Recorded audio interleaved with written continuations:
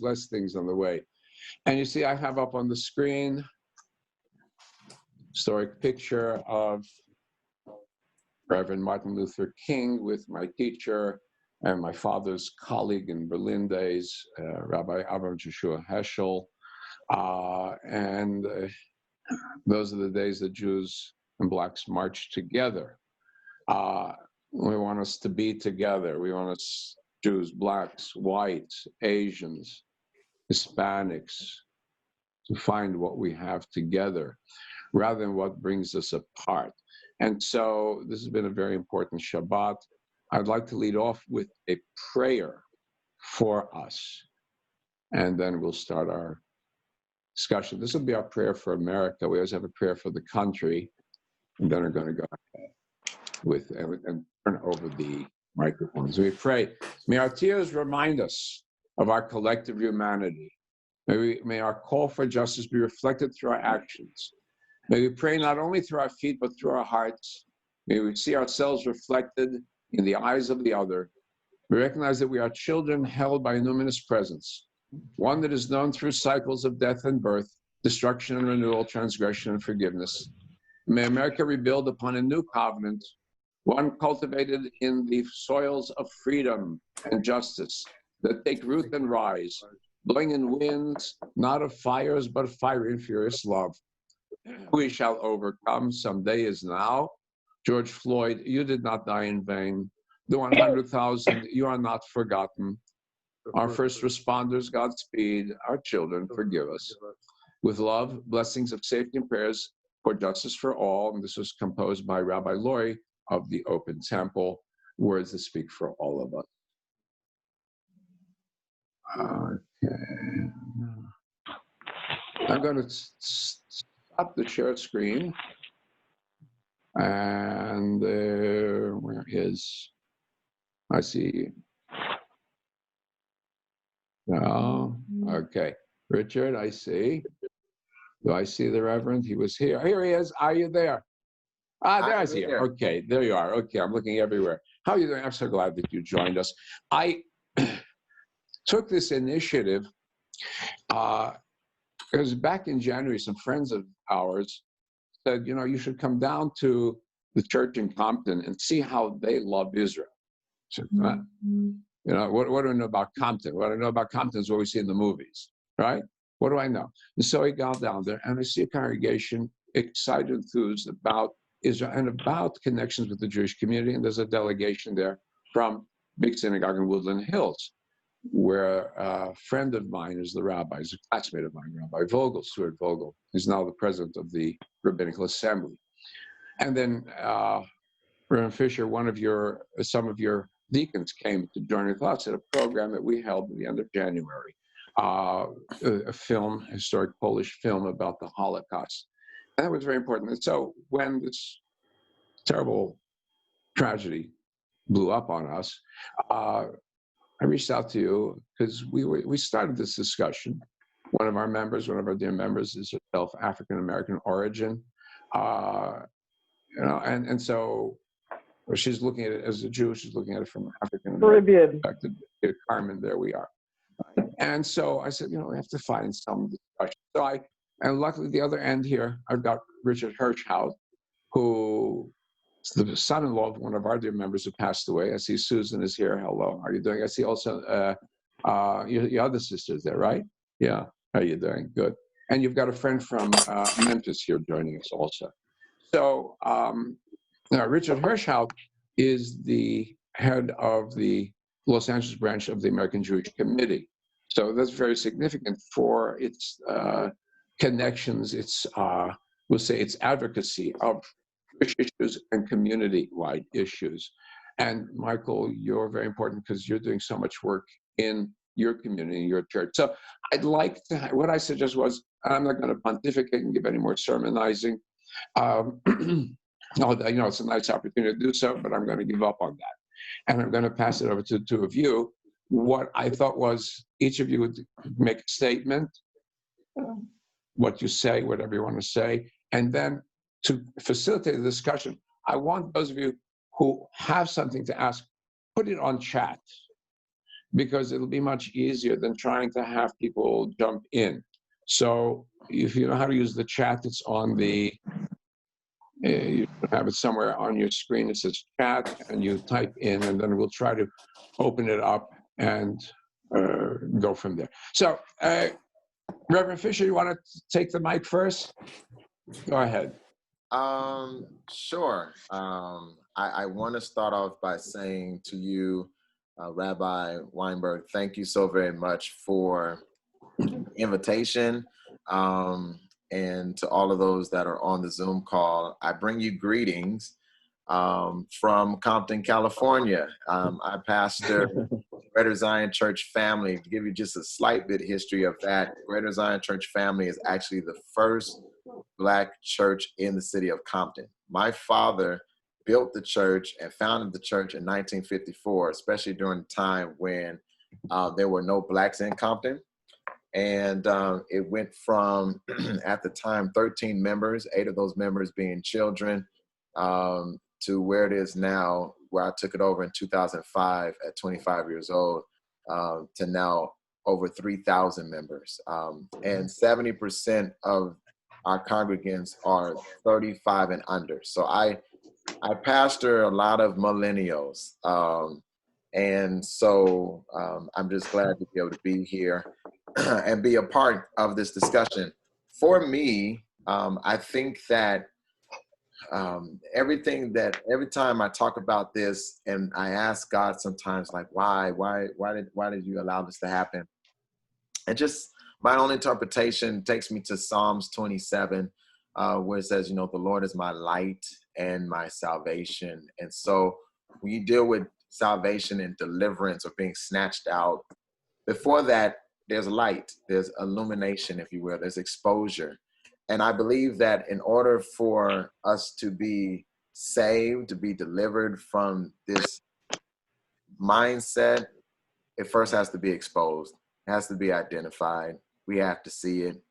And unfortunately, that's what we've seen, not just with George Floyd, but with Breonna Taylor in Louisville, Kentucky, Ahmaud Arbery down in Georgia. And I think this has evoked a conversation that is well overdue. And the conversation is that the African-American community has suffered from a system that's been put in place that has kind of had its foot on our neck for over 400 years. And what we saw happen, what made us so upset, is we've seen that happen in our neighborhoods. That's been happening to us for a long time. But I think that it caught fire, if you will, this go around, because everyone saw it. And for the first time, it was undeniable. It doesn't matter how you spin it. It doesn't matter what take you put on it. It doesn't matter if you're a fan of law enforcement or not. It doesn't matter if you're Democrat, Republican. It doesn't matter. You could not unsee that man had his knee on his neck, well past when he was unresponsive, well past after he had expired. And that, I think, exposed a depraved mindset that exists in our country. And I'm prayerful and hopeful that through these conversations, people can kind of see themselves, open up the discussion, and get to know more of us beyond what we see about Blacks on TV or through rap music, find out about our culture, learn to appreciate and honor where we come from, what we bring to the table, and find out how we can coexist. So I'm glad to be here. I'm open to any questions. That there's nothing, you're dealing with a different person here. I'm not easily offended. I think that you got to live in the tension in order to get to the right answers. So any questions you all do have for me, I'm more than welcome to answer them. So that's my tip. Okay. So Richard, you want to take it from here, because you have your hand in, we may say, the organized Jewish community. Of course, and Shabbat Shalom to everyone. And it is a joy and a privilege to join with you, Michael, and with you, Norbert, and in this community conversation. This has been such a horrible week for America, and a moment in which we have had to turn that mirror upon ourselves and be honest with the picture that we see.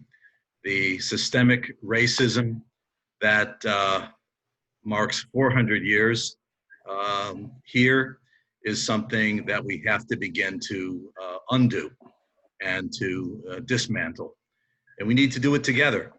And we need to do it by listening, by understanding, particularly the African American and Jewish communities, that we share a common enemy when it comes to intolerance and hate.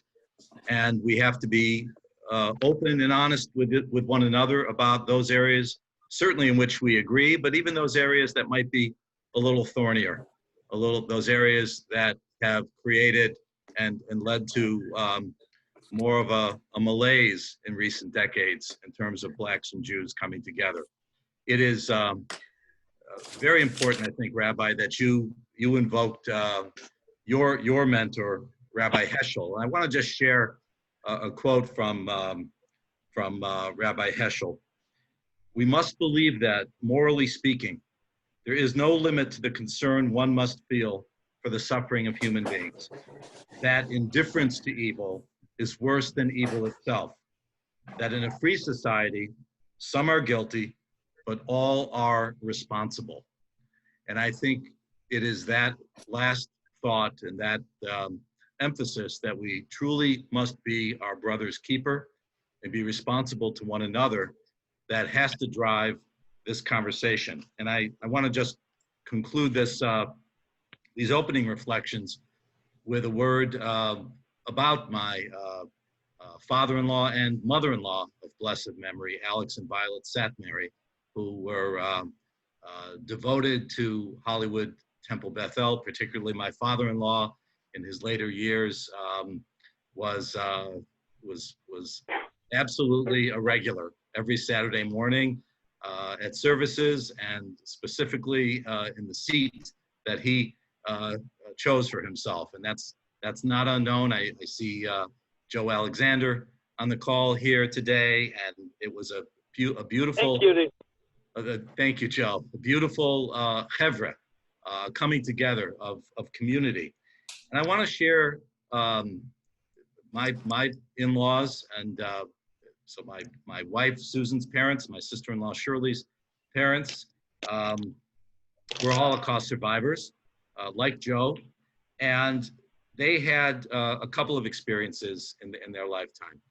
And I was reminded of when they first came to Los Angeles from Toronto, where both had found their way after the war, did not know each other. That's another story for another day, meeting in a kosher bakery and falling in love. But when they made their way to Toronto with my sister-in-law Shirley, young girl, they drove cross country.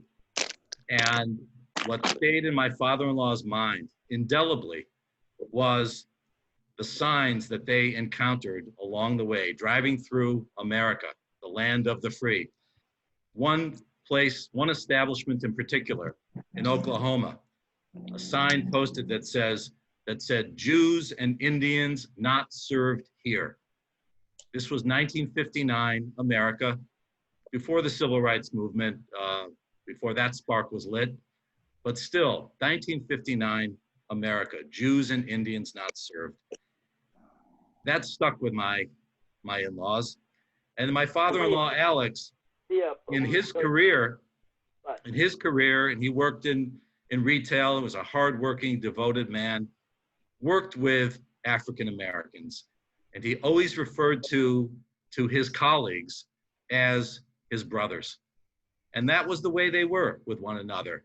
There was no color, there was no difference. They were people, they were human beings, and they were facing that common enemy of hate and intolerance and bigotry, but they did so arm in arm. And that is exactly how we have to go about this moment in order to turn it into a movement that really will have traction and that really will engender change for this generation and generations to come. Okay. What I would like to do, because we have about 20 people on, I could show of hands if you want to ask a question, do it that way, or type out a question on chat, whichever way is more effective. Anybody want to raise a hand and ask a question? Okay, Doug, Yoni. Good. Yoni, go ahead. I don't know who exactly. I'm addressing this to everybody, but it's still burned in my memory the image of Rodney King being beaten, and the anger I felt is still there with me. And then I thought LA healed over that, but we did see a lot of looting and stuff like that. But I think the mayors mentioned this, that we did progress. We didn't have people going out in the streets, and the protesters were organized and became organized and stopped the looters and did that. We're moving slowly in the direction, but we saw more people out there. But it's still discouraging to see that this could still happen in America, that this is still going on. How do we see this end? I guess I'm addressing it to you, to Reverend Fisher. What can Jews do to help see the end, move towards the end? We've been trying now since the civil rights movement began. And what can we do? What can we do to go out there? My other congregation was out there, and they were marching. But I want to say something, Yoni. I don't think it's Reverend Fisher's role to. This is Carmen speaking. Sorry. I don't want it to be put back onto the Black people to be the ones to come up with the only solutions as what to do to effect change. I think this is a collective, a collective role, and if that is my point, is change is not going to happen with only those people of color who speak out. yeah, I address and it. the ideas have to come from the community. So I don't have a problem with answering that, because I think that is a good question, and I'm gonna tell you why. Because I think that it's just like, being married. And honestly, from a guy standpoint, when my wife was pregnant, I was trying to do everything I could to make her comfortable, but it seemed like I was doing everything wrong because I never asked her what she needed to make her comfortable. And I feel like this is why that conversation is so relevant, because if not, you just do what you think helps. And then we're sitting there looking and saying, we really don't need you to help us with that. I think that it's great that people are taking to social media and Instagram, and people are coming out to the protest. I think that's wonderful. But I think where we really need help from, and we're all just meeting, so I don't really know how freely I can flow like I would with Temple Aliyah and with Stephen Wise, but I think that our counterparts, especially in the Jewish community, those that are our white brothers and sisters as well, that there are certain Congress members, there are platforms, there are rooms of power that you can walk in that we're not welcome to. And it is vital that those that can walk in those rooms of power, that they be our voice, that they take a good, hard, deep look at policies that are in place that discriminate, that oppress, and that keep people like myself and my community from being in that same room. I think that's huge. Whenever I talk to like Temple Aliyah, You know, they're in Calabasas. You know, their Congress member, their assembly member, their representative, their council member is different. I brought up to them, for example, I said, you know, they didn't know this, they didn't even realize it. I said, you don't see very many of us that live in Calabasas. Why is that? You have to start asking those questions. You have to start looking around in the rooms that you sit in and start asking the question, where are our brothers and sisters of color? Why are they, and not one or two that become what we call in our community the tokens, the feel-good ones, the ones that, yeah, we hired 2 Black people, we're a great company. No. But we really need to ask the question of why isn't that community represented as a whole in some of the rooms we're in the industries we work in, the platforms we serve on. So I think that that's where we're really looking for allies now at that point. And hopefully that answered your question, because if that starts happening on a high level, especially when we start talking about policy and legislation, then we really start seeing the change in the system, because it's the system that's broken. The system is broken. And unfortunately, people like that officer are a product of a broken system. And so people who are able to go in and rearrange the matrix, as we call it, that's where we need you. We kind of need y'all to be like the private sabotagers, you know, those that come in and kind of, you know, short circuit the matrix and include us in the calculation. Well, if I could leap in, and I know, Rick, you were probably getting ready to say something. I'm Bob Horning. I happen to live in Ladera Heights and lived here for a number of years. This coming Friday at 11 o'clock, we're having American Jewish Committee, AJC. We're having Sydney Kamliger from the Black Assembly Caucus, as well as Jesse Gabriel from the Jewish Caucus, David Chu from the Asian, and we're close to adding someone from the Latino Caucus next Friday at 11. So Michael, I'm sure Rick would want me to encourage you to come join that conversation, because certainly we're going to be talking about some of the legislation that the Assembly is pushing on hate crimes legislation, on as well as training for police, the post as they call it. So we'd love to have you join us. I would love to be a part of that conversation. I'm actually meeting with the captain of the Compton Sheriff's Department later today, because we're putting together an advisory council that will have voting power to help police the police. So I would love to be a part of that conversation, because if you're saying that, and you're in like Ladera Heights as well, there's there's a whole racial issue around them purchasing the Baldwin Hills Mall. True. Yeah. So anyway, I'd love to be a part of that. Thank you so very much. Humble for the invitation. Sure.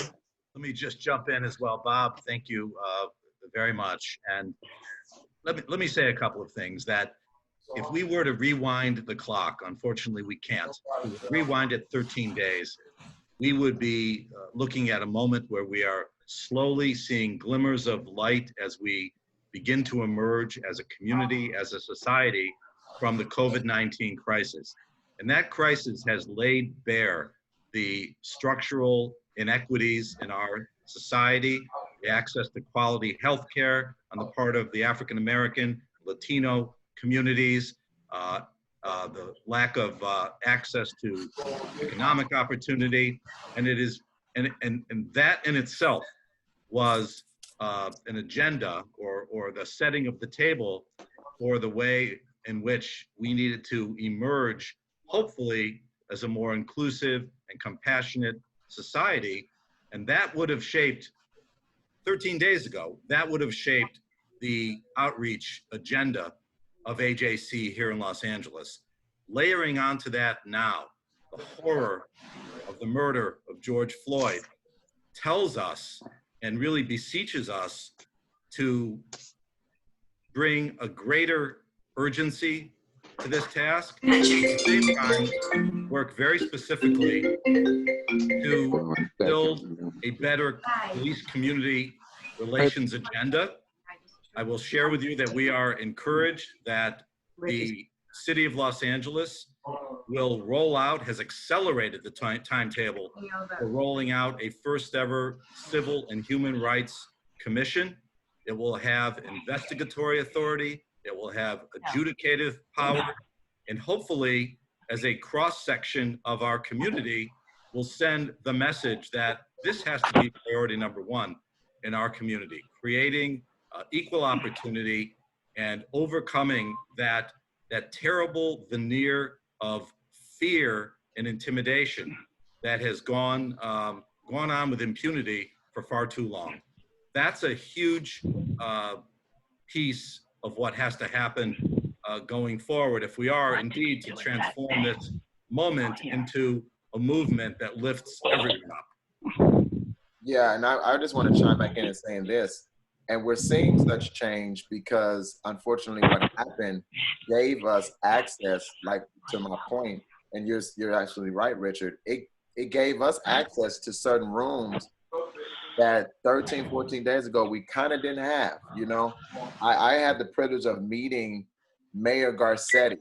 You know, we were trying to have a meeting with him for months, and he wouldn't take the meeting. And eventually now we sat at the table, and it gave me an opportunity along with other clergy to tell him, move that money from law enforcement and put it into youth services and services that help to solve the trauma in inner city community. By us being, this is the point I'm driving home, by us being in that room at the table, we were able to shift policy and legislation in a way that would help our community. And so in moving forward, I would encourage some of you all, if it could be something as simple as whatever commission or board or what you sit on at your job, or I don't know, the Watch Block Club, it doesn't matter. Whatever room you go in, bring us with you. That I think you summed it up great. I just wanted to just. I'm going to do this. I'm going to mute everybody because there's a little bit of background sound, and then I'm going to unmute. 1 second. Then I'm going to unmute our two guests. Yeah, I think, who is it? Where are you? Yeah, unmute you. Okay, there we go. So now I think I've got a little bit better hold. And then if you do want to ask something, you can unmute yourself, but then mute yourself back. So let's go ahead then. You talked about using the avenues of power and so on. And you said something very interesting. You mentioned about Calabasas, very few. One of the big problems in the African American community, it's also true in the Hispanic community, is assets, the absence of assets in the community compared to the average white population, right? So this is not a socialist country. It's not going to be a socialist country. We want to have people independent and not dependent, but we have to build assets, build opportunities. So one of the big things will be definitely to work on the economics of the situation, and that's multiple factors. The other thing is the image. The image of the African American is dominated, I hate to say it, by your Compton. Everybody knows the show, the movie Out of Compton, Straight Out of Compton. Is that the image that we're broadcasting to the world, right? It's a different image. I was a rabbi in Virginia. I was there. It was a few years after, about a little after, more than a decade after the movie Hidden Figures. And in Hidden Figures, you see an African American community where the women are the ones who are helping the space launch. And my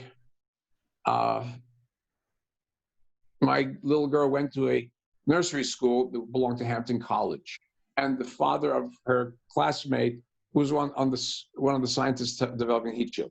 There's a different image of the Black community that doesn't get across, and it's there, and that needs to get across. So that's an excellent point. I think that for all of us to be able to move forward, we're all going to have to, and this is all a personal, conscious decision that we're going to have to make. We're going to have to choose to not believe the stereotypes of one another. We're going to have to choose to come from our sections and come together and get to know one another's communities. Hosea 4:6 says, the people perish because of a lack of knowledge. And I interpret that as, where there's no knowledge of a thing, of a person, of a God, of whatever, then that's where destruction comes in. And I think that's what we see, is that people don't really know us. And the truth of the matter is, it's the same issue when it deals with the Jewish community as well, right? Everyone has their stereotypes and their assumptions about the Jewish community. The narrative that's being shaped in Israel right now through mass media, same thing, and you have to make a conscious decision to say, I'm not going to believe every movie that comes out. I'm not going to believe, I want to get to know a Black man for myself. I want to get to know a Black woman for myself.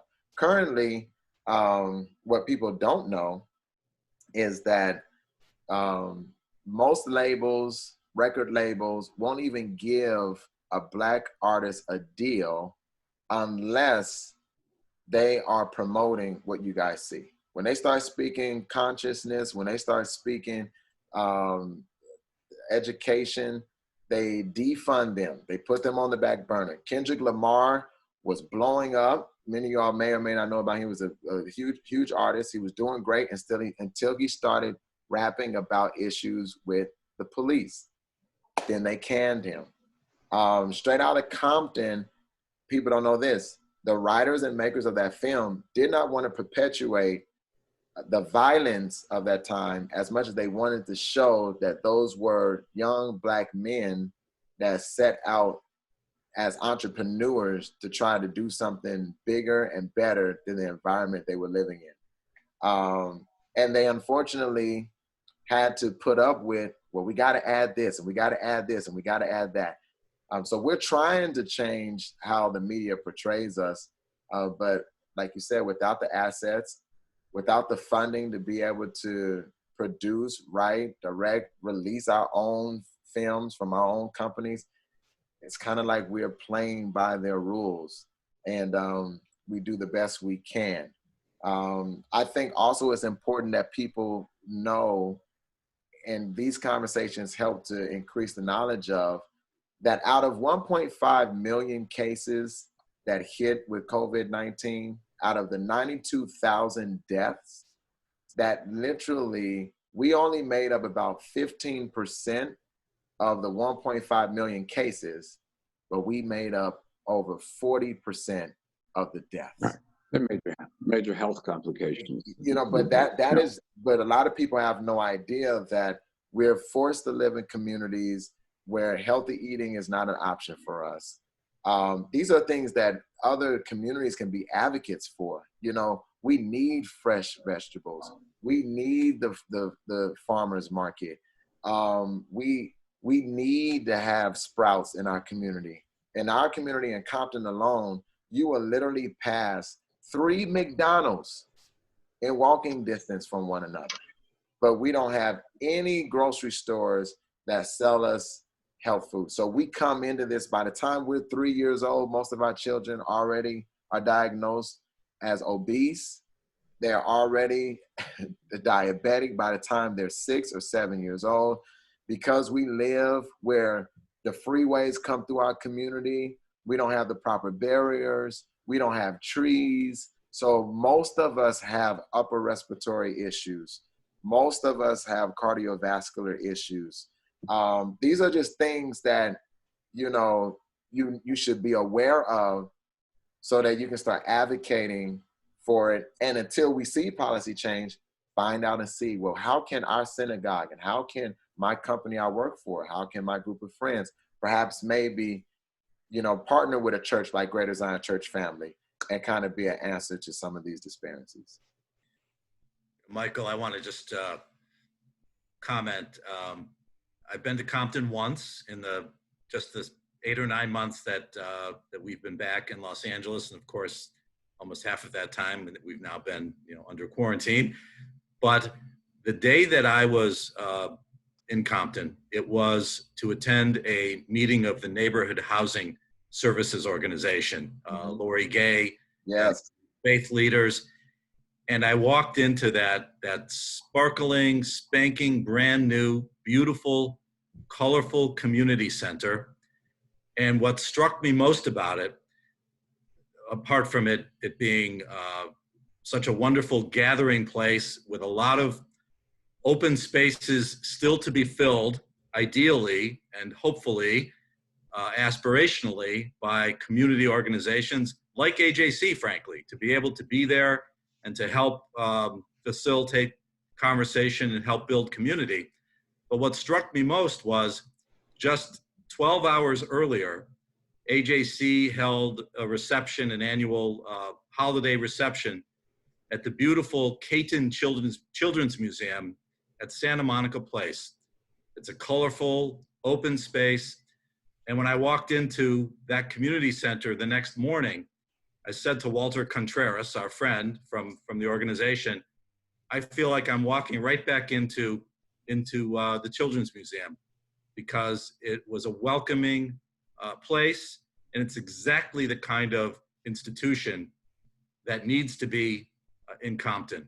And I think everything you were describing, these are long-term systemic issues, and we're going to have to get after them and stay with it, and not simply express enthusiasm and justifiable outrage today or next week, but we need to be bringing the same level of commitment and urgency and focus and imagination to these conversations 3 months from now and 6 months from now and beyond.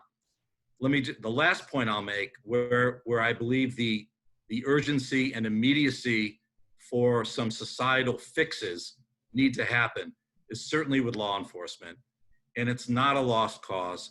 I've been fortunate in my career to be able to work with police officers on the early arc of their career, even at the cadet level before they graduate from the police academy, and to help them in this particular instance, have them spend a day and a half at a Holocaust museum.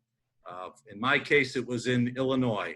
Here, you have a museum in Pan Pacific Park. And it's a chance for these officers, these cadets, not yet sworn to protect and serve, to understand what happens when the authority and the role of police is overtaken by a system that is corrupt and that ultimately wears them down under the weight of intolerance. That's what we saw during the Nazi era. And that function of policing is ultimately about protecting the most vulnerable in our society.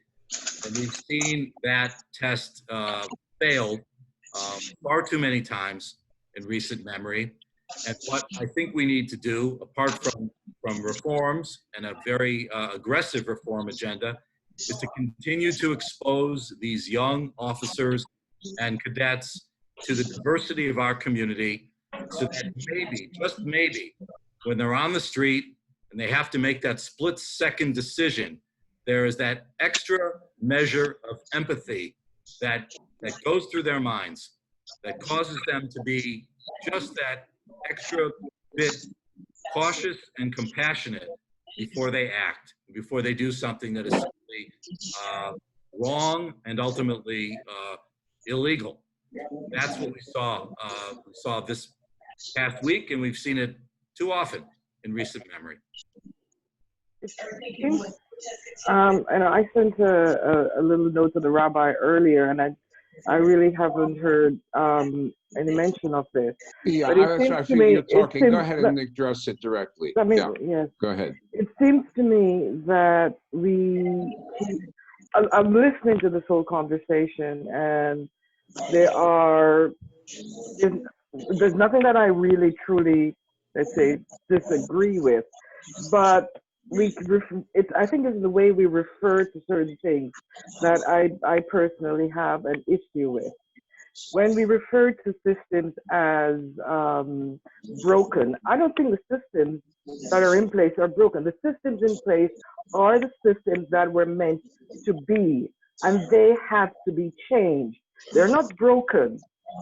They are the systems as they were designed to be. The militarization of our police forces and removing police from our communities, they were designed, and they're working exactly as they were designed. They need to be changed. That's not a broken system. And when we talk about effecting change, I agree that at the community and at the very grassroots level, we have to work there. But also there's a layer above that where it is at the leadership. For instance, in the Jewish community, I kept looking for what the Jewish community leadership was doing throughout this entire period. And I'll be honest with you, I saw the ADL statement that came out on June 3rd. That's 2 days ago, or 2 or 3 days ago. June 3rd, before the first statement came out from the ADL. And then I kept looking, where are the great synagogue leaders in our community? Why haven't they spoken up? I haven't heard, and maybe I missed it, and maybe someone can show me where I missed all of this.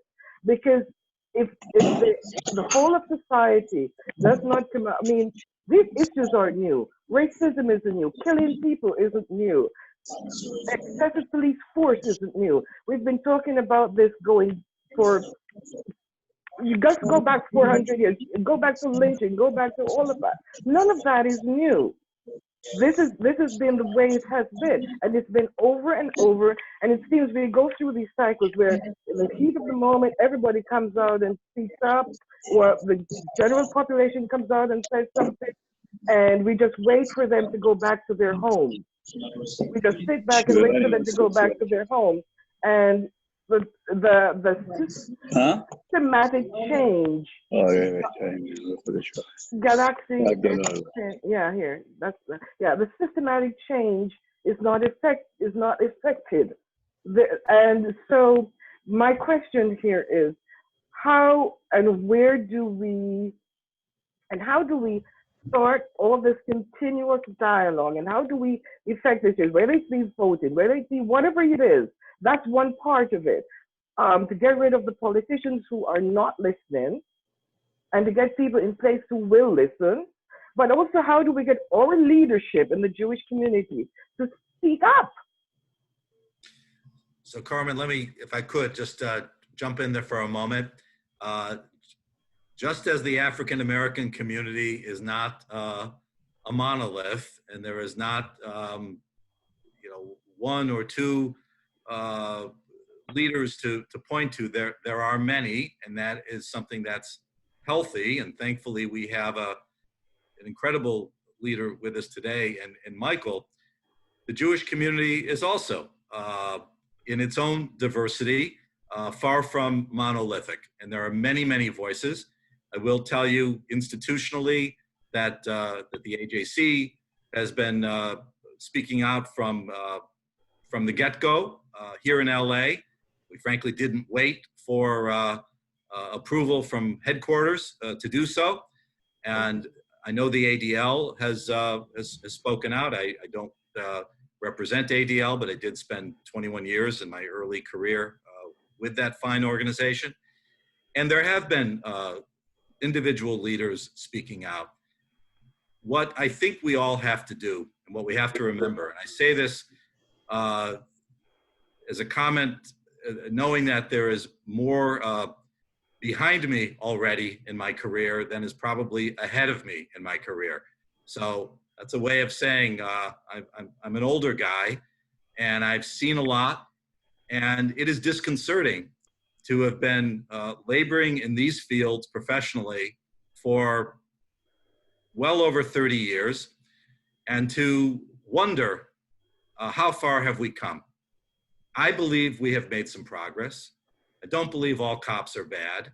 I believe there is a tremendous burden that our society places upon law enforcement, but we have to make sure that they have the tools. We have to make sure that officers operate with integrity, and those that don't need to be outed and ousted, and we need to do better, because our police departments ultimately are that first line of reflection of the kind of society we want to be.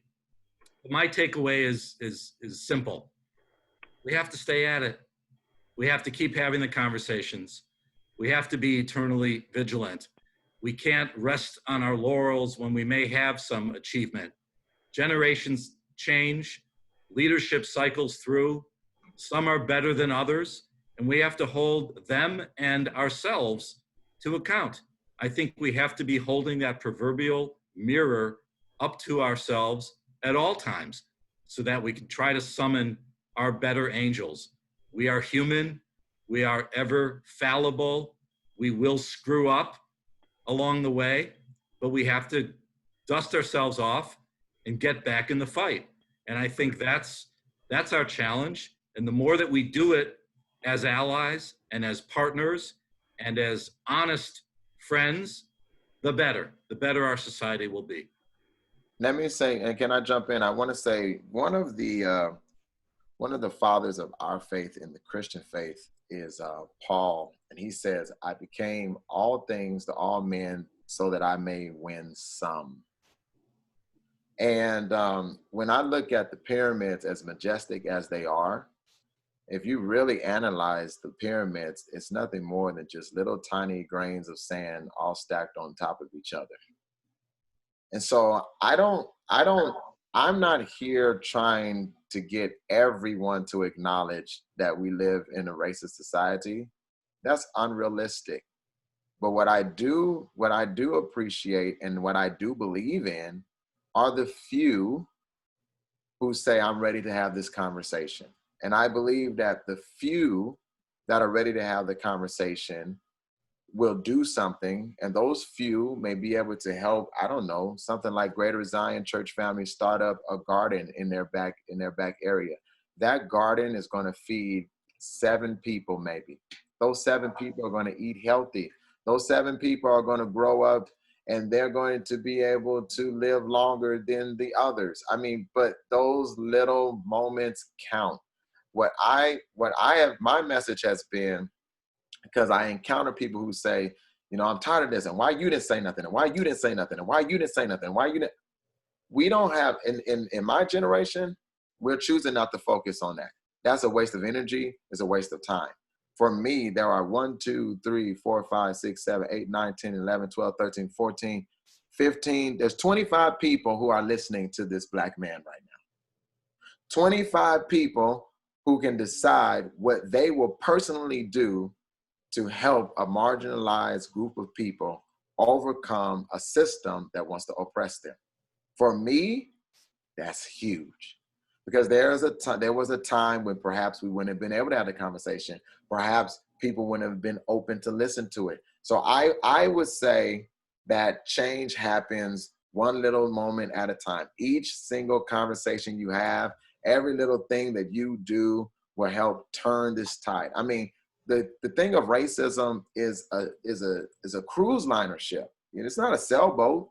We're not going to turn it in 2 weeks, 3 days. And so I don't care if your response was 17 days later. Just respond. It's okay.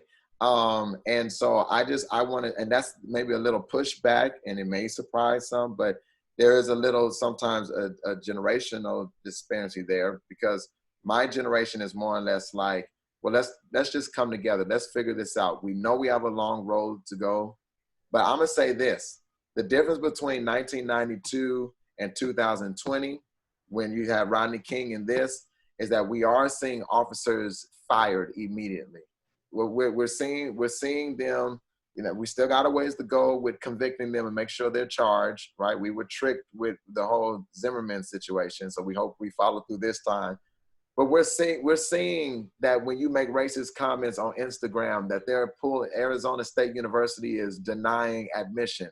There's a time when that would have never happened. It would have been completely overlooked. So there is progress happening. And I'll close this little rant with saying, I thought about it. You never see the ocean asking the rock, "Why won't you move?" It just keeps beating at it until eventually it rolls away. And so I feel like if we just keep having these conversations, keep having a conversation with the Congress people, keep having a conversation with the policymakers, eventually we will erode away racism. That's my belief. I will forever believe in that. I choose to believe in hope more than despair. I choose to believe in faith more than fear. And slowly but surely it will turn. When I started pastoring in 2005, the crime rate in Compton literally named us the murder capital of the nation. And I was marching, and we was marching, and everyone was telling me, well, there ain't nothing gonna change. It's always been like that. They've been killing each other for 20 years. And we just kept going at it. And then eventually we found a candidate, and we said that she'll be the mayor. And we voted for her, we got her in. Then we went back and got the crooked council members out left and right. We got the school board members out one by one. And over time, I'm so happy to report, it's 15 years later. And Compton now is not the Compton back in 2005. We have the lowest murder rate that we have ever had in 30 years. New businesses are coming. We're developing more now than ever. And so I'm saying that to say that if we keep at it, we will see the change that we want to see.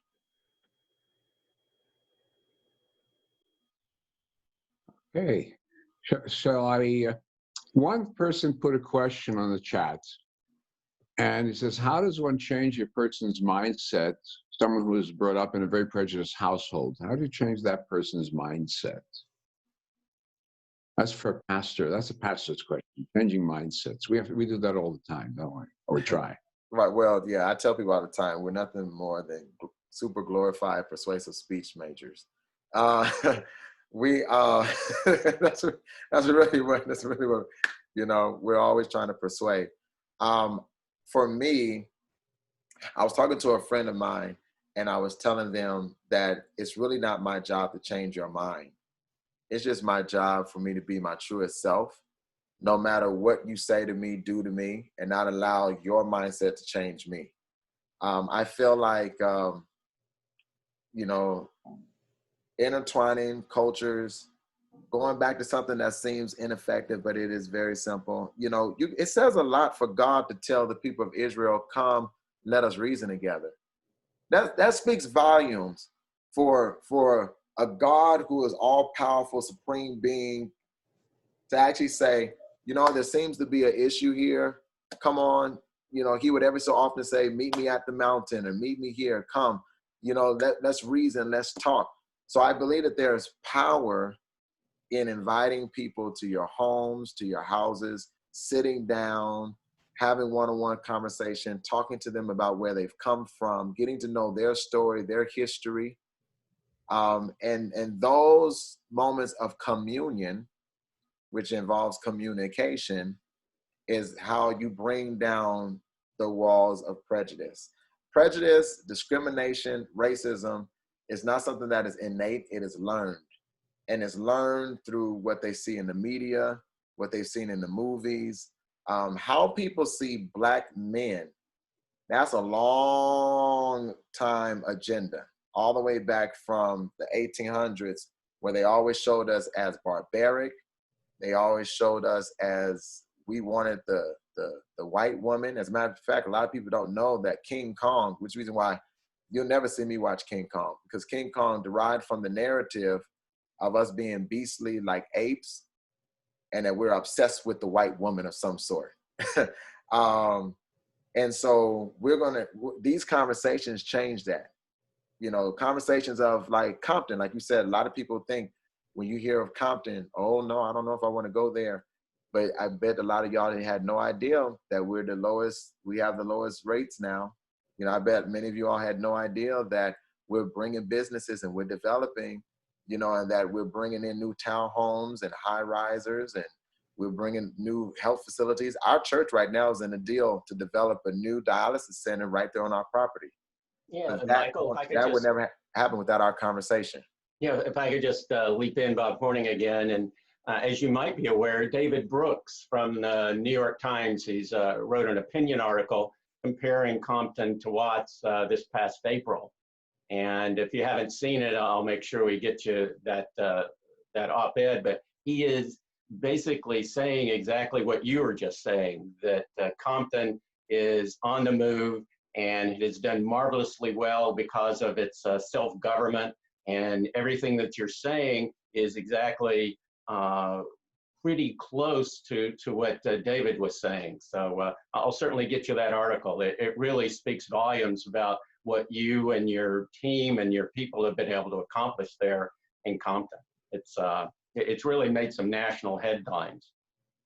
Let me just make a quick comment that I think to the question about someone who has been raised in a culture of intolerance or hate or disdain toward people who look or worship differently from them. That is a heavy burden to overcome.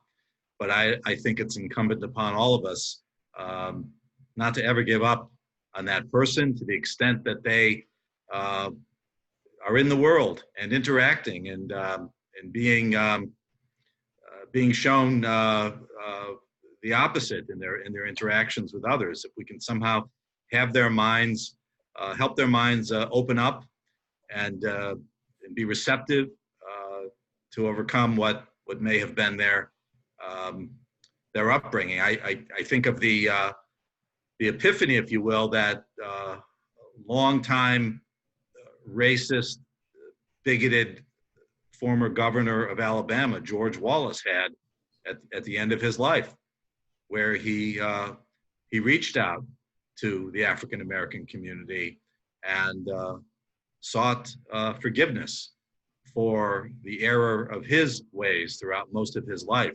It almost cost him his life. But there was redemption there, and there is always room and hope for redemption. And I think, again, as we are flawed beings, but we should never ever give up on one another. And I'll jump in by saying this: it is important that when we hear language of intolerance and hate, that we stop it right there in the tracks. When we hear stereotypes, I've been in the presence of people who have said things about other people, and I tell them, don't say that. You sound racist. Stop that. We won't have that conversation around me. You don't know that. And I think that helps as well. When you hear people, let's say someone brings up Compton and one of your friends say, oh no, I would never go there. But like, what? Why? That's where it changes. When you start, why won't you go to Compton? Well, it's a bunch of gangs down there. They killing each other. You don't know that. That's what they're saying on the news. You have no idea. As a matter of fact, come on, let's go on down to Compton. We got a pastor down there, Greater Zion Church fan. We're gonna go visit him. That's how you change the mind of somebody. You challenge them. And so I'm gonna put it out. Of course, once everything lifts, Rabbi, I'm inviting all of y'all to Compton. Come hang out with us.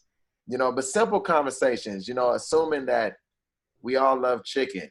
Assuming that we love our watermelon. Assuming that we all listen to rap. Assuming that none of us had fathers in the home. We come from broken families.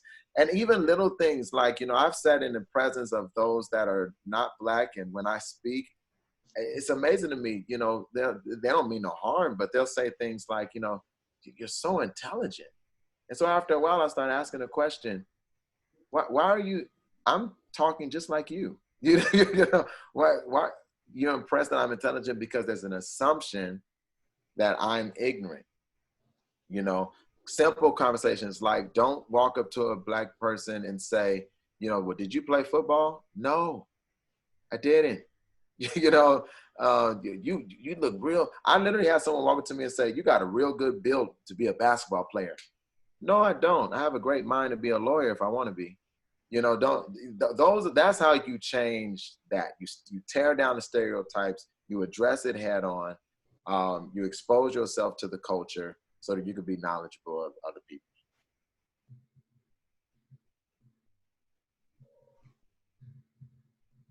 I think that, we've touched so many things. It really would be wonderful. We'll sit together with gefilte fish and chicken, right? Each one of us will share the things that we're stuck with and really break those lines, break those images. And we're a small group, but I think it would be nice as things quiet down. We're waiting. We are so desperate to get back together. I mean, I'm running the services by Zoom. Yeah, so I put in outside music and so on that I can't do myself because I don't play guitar. But you have such beautiful music there. I was there at your church, music and dance. We can pull something off and come to you. Yeah, it would be beautiful. Let me say, and I know that there are supporters, devoted supporters who care about community, in addition to this congregation, who are part of the larger American Jewish Committee, AJC family. We are committed. We are all in on this partnership and on our working together for the long haul. The little steps, the incremental changes and victories that you mentioned, Michael, all matter, and they all add up. And we are in this. We have to be. We have to be in this together, and we will continue to be there with you and listening to you and listening to the community, because it informs us and it helps guide us, and it does break down preconceptions, and we have to get past that. So you have my pledge on behalf of AJC, which is a significant part of this Jewish community here in Los Angeles, that we are walking alongside you, and we're going to continue to. And I look forward to getting back to Compton and doing some good work together. Yes, sir. Thank you so very much. And you guys have a commitment from us as well. I also am the president of Pastors for Compton, so I represent 100 clergy that are in Compton. And I can speak on behalf of Mayor Asia Brown and our council members, because we work very closely together, that you have our commitment as well, because it's not just us, it's just us right now, right? Because we know how this goes. It's us, then they find their ways to come right on back over and be anti-Semitic, so we have to have one another's back. And something as simple as when you get off here, for those that have Facebook, I'm on Facebook under Michael J.T. Fisher, and put up a post, and briefly describe the discussion we had, tag me in it. Some of your friends may come to my page and they can get to learn the culture and the history and things of that nature. It starts just as small as that, and we get to the broader sense. And when we invite you and things lift up, don't be afraid to come. I'll tell you this: it goes both ways. Because when I have people to bringing them to Israel, I've been to Israel 3 times, was getting ready to go back again, but COVID hit. You have people that was like, "Oh, I don't want to go to Israel. They at war," and I was like, "That's a stereotype. That's the media." So the same way that we tear down stereotypes for your community and we say, no, let's go and visit Israel. Let's go visit Jerusalem. Let's go learn of their culture. We ask of that same thing. When it's time for you to come to Compton and Watts, you're not going to dodge bullets on the way. You may have to dodge some potholes, but you ain't going to dodge bullets on the way. Come see us. Let's learn of each other's history. Thank you, Rabbi, for this opportunity. I hope I lent something to the conversation that was wonderful. You come and visit us. I'll give you an honor in the. I'll let you open the ark. I'll give you a read, whatever you want. Come on! Okay. Yes. Yeah, okay. You'll increase my attendance. That's good. You'll increase mine too. Okay. Thank you very much. Thank you very much for sharing. We're sharing. It's one-on-one. It is. Use a fancy phrase. Martin Buber said, we get stuck in what we are in conversations with it. We see people as it's. And what we need to do is do I, thou, which meant, very close. The old thou, meaning you really buddy. I see somebody, that's another human being. That's what we need to share. Then we can fix things step by step, little bits of sand on they become stones, they become pyramids. And to you, Richard, thank you. And you've got your work cut out for you also as well. Thank you so much, Rabbi. It's really been a great privilege to be with all of you today. And we're just getting started. Okay, well, for all of you, what I want to do is now, I'm going to go back to my service. You're all welcome to stay along as we wrap up. And this is all being recorded also live on Facebook. It's broadcast on Facebook right now, live stream on our Hollywood Temple Bethel page, and I'll have it up on YouTube then within a day as well. And you see the screen I put up, Dr. Heschel and Dr. King there. And we're going to go back to our service. Let me see where we are in my service.